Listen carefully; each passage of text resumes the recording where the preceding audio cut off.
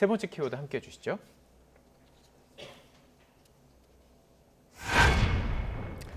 네, 이렇게 뽑아봤습니다. 조국의 강은 어쩌나. 왜냐하면 조금 전에 보여드렸던 이제 계속해서 그래픽으로 보여드릴 텐데 말씀하셨던 그 여론조사를 보면은 총선 비례대표 투표 정당에 대한 부분들이 있어요. 이게 이제 그동안 사실은 이제 정치를 연구해 오시는 분 입장에서는 좀 새로운 부분일 수도 있을 것 같아요. 이 비례정당이라는 것 자체가 이제 또 이제 지난 선거부터 나타났기 때문에. 근데 이걸 보면은 민주당 계열의 비례정당이 21%를 받는데.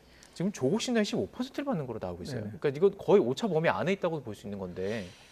조금 전에 정당 지지도를 보면은 37대 31이었었잖아요. 네. 그런데 지금 보면은 비례대표에 있어서는 오히려 줄어들고 조국 그 신당이랑 이제 합쳐질 경우에는 이게 40%뭐 비슷하잖아요. 25% 거의 합치면 거의 똑같기 맞습니다. 때문에 그러니까 결국 뭐냐면 지금 비례대표를 갔을 때는 이게 제로섬 게임이 돼서 그러니까 민주당 지지한 사람들이 비례대표를 찍을 때는 실제적으로 조국 신당을 찍는 그런 현상들이 나타나는데 이것도 지난 2020년 총선에서도 확인된 거예요. 그것도요. 당시 출구조사를 보니까 더불어민주당을 찍었던 사람 중에서 위성정당을 찍었던 더불어시민당을 찍은 사람들은 58.5%밖에 안 됩니다. 그러니까 당연히 이제 분산되는 효과가 있을 수밖에 없겠기 때문에 아마도 이제 최대 수혜자가 뭐 조국 혁신당은 그거는 위성정당이 아니란 말이에요. 일반 정당인데도 불구하고 이렇게 민주당의 표를 흡수를 하게 되는데 이게 지금 이 상태에서 계속해서 갈 수 있을 것이냐에 대한 부분들. 그러니까 조국 전 장관에 대해서 그동안 갖고 있었던 여러 가지 의혹들이라든지 지금 또 2심까지도 판결이 나온 상태에서 과연 저렇게 하는 무엇이 맞는 거냐라는 부분들이 이제 부각된다고 한다면 어느 정도 조정은 있을 수는 있겠으나 이것이 아마 이제 민주당이 갖고 있는 최대의 아킬레스건이고 딜레마가 될 수밖에 없는데 조국 신당이 뛰면 뜰수록 어떤 현상이 벌어지냐면 공천 때문에 중도층이 이탈한 것과 더불어서 조국 신당이 뜨면 뜰수록 보수는 결집하고 중도층은 이탈할 수 있는 이런 위험성이 있는 인자가 있기 때문에 조금 더 지켜봐야 될 거라고 저는 봅니다. 어쩌면 그러니까 지금 말씀하신 진보연합의 어떤 진보 세력들이 연합할 수 있는 뭐 가능성도 있지 않을까로 보는데 자 그렇다면 조국 혁신단의 그 당 대변인 신장식 변호사는 어떻게 진단하는지 저희들이 좀 준비를 해봤습니다. 함께 들어보시죠. 조국 혁신당 이 지지율이 지금 괜찮게 나오잖아요. 네, 비교적. 원인은 처음에는 분명히 한 세 가지 정도로 시작을 한 것 같아요. 야 조국 아무리 그래도 그 한동훈, 윤석열, 조국한테 너무한 거 아니야? 가족들 다 노력해도 돼? 이런 이제 측은지심으로부터 시작된 게 있어요. 그 다음에 굉장히 선명하잖아요. 윤석열 정권에 대해서 분노하고 있는 분들이 좀 시원하고 속 시원하게 선택할 수 있는 대안이 된 게 있어요. 그게 촉발이 된 거죠. 근데 지금은 어디까지 간 거냐? 대한민국의 13%에서 한 25% 정도 1당, 2당 외에 제3당을 선택하는 사람들이 있습니다. 이인재 때부터 시작해서 국민의당까지 쭉. 이분들이 붙지 않고는 현재의 지지율을 설명이 안 돼요. 네, 이렇게 분석을 하고 있고 그래서인가요? 이재명 대표 지난 5일 이렇게 유세 지원하는 속에서 빵을 이렇게 들고 있어요. 몰빵. 그러니까 그 민주당을 뽑아달라 이 얘기죠. 비례정당까지도. 그렇게 해석할 수 있을까요? 저는 그동안의 강성 지지층과 이재명 대표 사이에 이런 일은 많았어요. 그러니까 어쩌면 오히려 강성 지지층에서 이재명 대표한테 미리 뭐 이런 퍼포먼스를 좀 하세요. 그러면 우리가 이렇게 메시지를 낼게요. 하지 않았을까 싶은 장면들이 있었죠.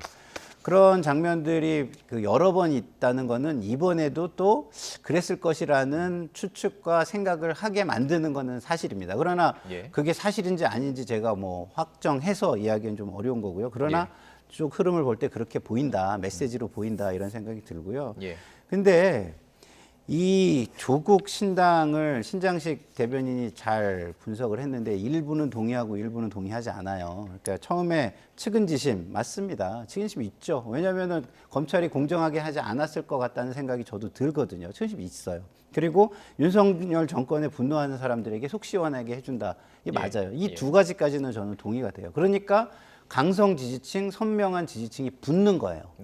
그게 민주당의 강성 지지층을 교차 투표하게 만드는 요인이라고 저는 봅니다.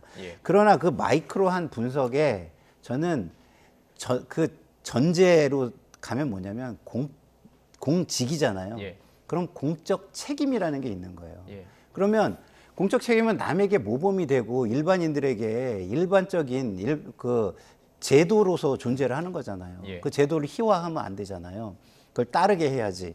근데 그 국민의힘의 태극기나 뭐 이런 데가 정당이 돼가지고 거기에 뭐 그 열렬한 환호를 받는 사람을 무조건 국회의원으로 만들고 그 비례정당을 만들겠다 예. 하는 거하고 똑같은 거라고 좀 이렇게 되돌아서 생각해 보시면 될 것 같아요.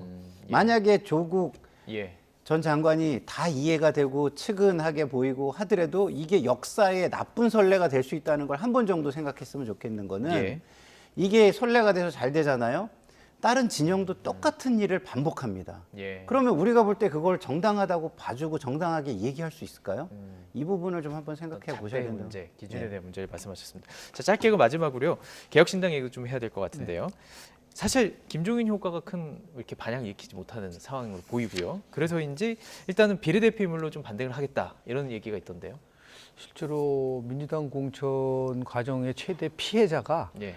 이준석 개혁신당이라고 좀 그렇게 봐요. 해석하세요. 왜냐하면 예. 근 한 2, 3주 동안 네. 개혁신당의 뉴스가 언론에 나타날 수가 없게 된 거잖아요. 저희는 그냥 꾸준히 좀 이렇게 네, 이제 그런 다르게 부분들이 했는데, 있고 예. 또 지난번에 이제 그 합당했다가 그 나중에 분당되는 과정 속에서 네. 이준석 대표에서 갖고 있는 평가, 믿을 수 없는 사람이구나. 모든 거를 다 이낙연 그 대표한테 준다고 얘기하다가 벼랑간 자기가 가져간다라고 하는 그 믿음의 정치를 깼기 때문에 더 나가서 더 지금 얘기하는 개혁신당이 지향하는 가치가 뭔지, 그리고 뭐 화성을 해 나간다고 그러는데 보통 이게 당대표 이준석 쪽으로 대표가, 나가면 예. 이게 상징성 있는 쪽으로 나가야 되는데 그걸 가지고 끌어올 수 있을까라고 하는 한마디로 해서 개혁신당이 예. 지금도 지지율을 보면은 조국 신당보다도 지금 뭐 반밖에 안 나온다는 얘기는 그만큼 리더십 체제의 붕괴 그리고 가치의 붕괴 예. 더 나가서 신뢰의 붕괴가 가져온 현상이라고 저는 봅니다. 알겠습니다. 33일 정도 남았잖아요. 네. 말씀하신 것처럼 아직 많이 남았다. 네. 무슨 변수가 있을 수 있다라는 내용인데 예. 그 과정들 저희들이 계속 쭉 따라가 보도록 하겠습니다. 김영준 배재대 석주화 교수, 김상일 정치평론가 두 분과 함께 이야기 나눠봤습니다. 고맙습니다. 감사합니다.